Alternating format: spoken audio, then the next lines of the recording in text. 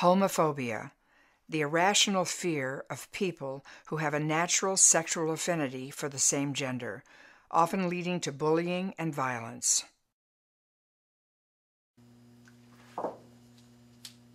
Fairy, sissy, lezzy, queen, fruit, faggot. Sadly, I've heard all of them. LGBT students are 2 to 3 times more likely to get bullied than straight kids, and 9 out of 10 report that they have been bullied or harassed. A groundbreaking new documentary short addresses these disturbing issues of bullying and school violence in America. Welcome to Kat Kramer's Films That Change the World. I'm Coco Peru, and I'm here today at the Sunset Gower Studios in Hollywood.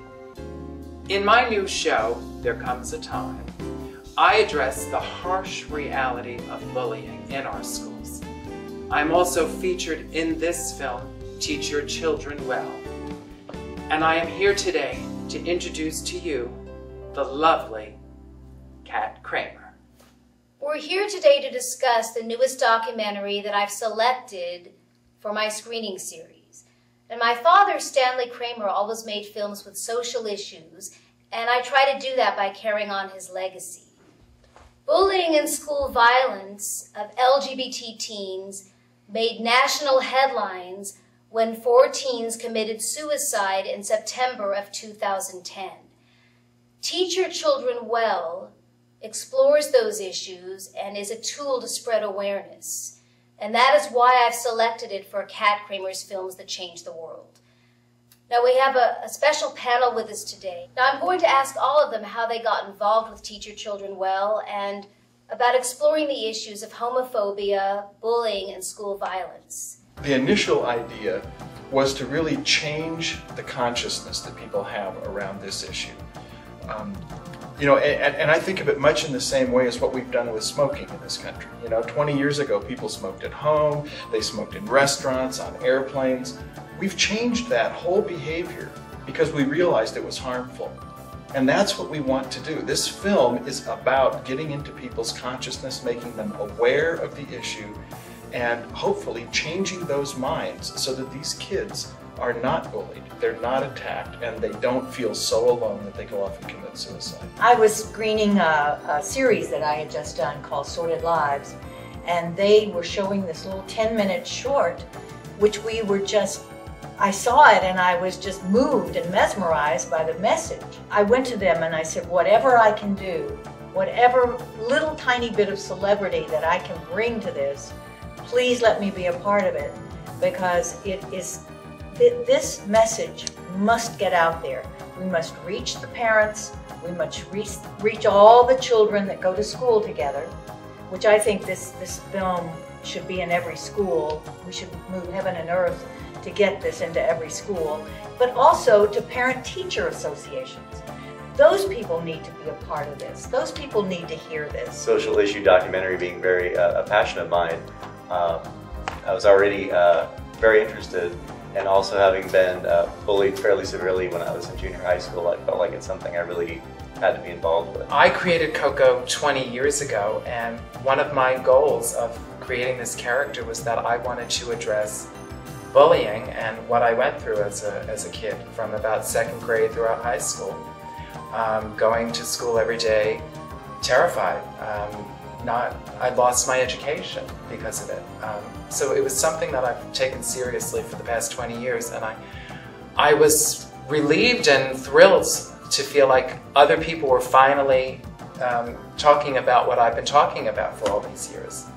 So when I was asked to be part of it, I said absolutely. These kids need advocates. Bullying is at a pandemic proportion in our schools, and the brutality of it is escalated, I think, within the LGBT community, because for so many of them there is no safe haven. They're bullied at school, they're bullied on their way home, so they need advocates. And this film is not only an enlightening, amazing experience in and of itself, but it will continue to be used as a tool for education, enlightenment, and advocacy of these kids. And I felt very compelled to be involved because, as you mentioned, yes, I was bullied as a child. And many times I sat in my bedroom and I contemplated suicide myself. So I was one of those kids, and I'll never forget the day when my father knocked on my bedroom door and my dad just opened up his arms to me and he said, "Son, come here," and he hugged me and he said, "I don't care about you being gay. I love you for who you are." And that's the message that I want to make sure carries out today. I got involved in this project because I wanted to be a part of a consciousness and a movement that would help to dismantle a system that oppresses and disempowers the queer community. I mean, frankly, as a person of God, a minister, I wanted to use my voice to let folks know that God and love expresses in so many ways, in so many forms, in so many fashions, even as queer folks, and that we have an opportunity to love one another, that we don't have to be ashamed, that we get to walk proudly, that we get to be who we are. And this film speaks to that bullying anyone, especially because of who they love, is not acceptable. I wanted to be a part of something like this. The legendary Lily Tomlin is the film's narrator. Here's what Lily had to say about the issues of bullying and the film itself. I'm really pleased to be a part of the production. I got involved, actually, luckily, happily, because my friend Coco Peru was involved with the movie, and he suggested me as someone to narrate it. So when the filmmakers approached me, I was delighted to be able to be a part of it, because it's such an unfortunate, sad, and critical issue, and has been going on for so long, really. I'm just proud and happy to be a part of it, because it's a kind of film that can be used in schools and churches and other kinds of support groups and venues to educate people and hopefully create empathy toward the issue and help people to, as the title of the film says, teach your children well, and maybe eradicate this kind of prejudice and intolerance. Bullycide, a suicide as the result of incessant and unrelenting bullying. We wear this ribbon as a symbol of remembrance to those who have died from bullycide. Let us make this moment sacred by lighting a candle in the silence, in remembrance of those who have died from bullycide. We honor their families and their friends.